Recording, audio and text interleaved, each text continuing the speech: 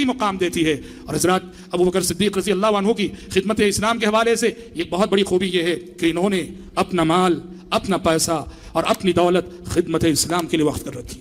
अपना माल, अपना पैसा, अपनी दौलत खिदमत इस्लाम के लिए वक्फ कर रखी। जब भी इस्लाम को पैसे की जरूरत हुई और जब भी प्यारे नबी ने मेंबर से ऐलान किया, सबसे आगे आगे अबू बकर सिद्दीक होते थे। और आपको मालूम है कि ग़ज़वा जैशुल उसरा के मौके पर जब प्यारे नबी ने ऐलान किया, घर में जो कुछ था वो सब कुछ प्यारे नबी की खिदमत में हाजिर कर दिया। और प्यारे नबी ने जब पूछा कि अपने अहलो अयाल और अपने बीवी बच्चों के लिए तुमने क्या छोड़ रखा है, अबू बकर ने कहा था कि अल्लाह और उसके रसूल को छोड़ आया हूं, उनके लिए मैं अल्लाह और उसके रसूल को छोड़ आया हूं। यही वजह है कि प्यारे नबी सल्लल्लाहु अलैहि वसल्लम ने एक मौके से फरमाया कि दुनिया में अबू बकर का माल मेरे जितना काम आया है, किसी और का काम इतना काम नहीं आया। अबू बकर ने अपने माल के जरिए से मेरी मदद, इस्लाम की मदद इतनी की है कि किसी और के माल से इस्लाम की इतनी खिदमत नहीं हुई।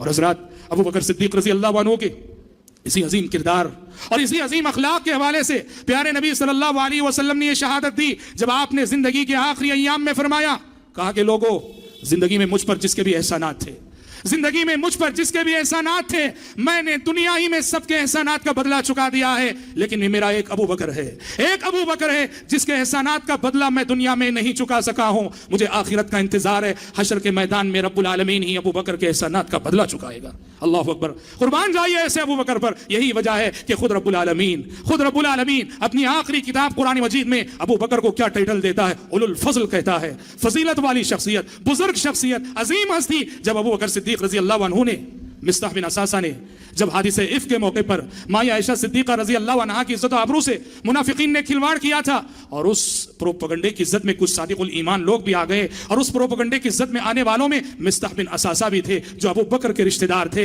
मिस्ताह बिन असासा की जबान से ऐसा जुमला निकल गया जिससे माया आयशा सिद्दीक़ा रज़ी अल्लाह अन्हा की आबरू पे आंच आती थी। हालांकि ये वही मिस्ताह हैं जो अबू बकर के खर्च पे पल रहे थे। अबू बकर ने देखा कि जो मिस्ताह जिस पे ये खर्च कर रहे हैं, वही मिस्ताह इनकी पाक दामन बेटी की आबरू पे हमला कर बैठे। अबू बकर ने कसम खाई कि आज के बाद मिस्ताह को एक पाई नहीं दूंगा, एक पैसा नहीं दूंगा। आसमान से वही आ गई कि तुम में से जो फजीलत और बुजुर्गी वाले हैं, उन्हें ऐसी कसम नहीं खानी चाहिए कि वो रिश्तेदारों को नहीं देंगे, मिस्कीनों को नहीं देंगे, मुहाजिरीन को नहीं देंगे। इसलिए कि मिस्ताह बिन असासा मिस्कीन भी थे, मुहाजिर भी थे, अबू बकर के रिश्तेदार भी थे। वही आ गई कि तुम में से फजीलत और बुजुर्गी वालों को ये कसम नहीं खानी चाहिए कि हम रिश्तेदारों को नहीं देंगे, मिस्कीनों को नहीं देंगे। ये वही जब फिर अल्लाह ने कहा, अला तुहिब्बूना यग़फ़िरल्लाहु लकुम, क्या तुम नहीं चाहते कि अल्लाह तुम्हें माफ करे, क्या तुम नहीं चाहते कि अल्लाह तुम्हें माफ करे। ये वही जब नाजिल हुई, अबू बकर सिद्दीक़ रज़ी अल्लाह अन्हु ने फौरन कहा, क्यों नहीं परवरदिगारा, मैं जरूर ये चाहता हूं कि तू मुझे माफ करे और मेरी बख्श और तेरी बख्शिश का मैं हकदार बनूं। अबू बकर सिद्दीक़ ने फौरन अपनी कसम का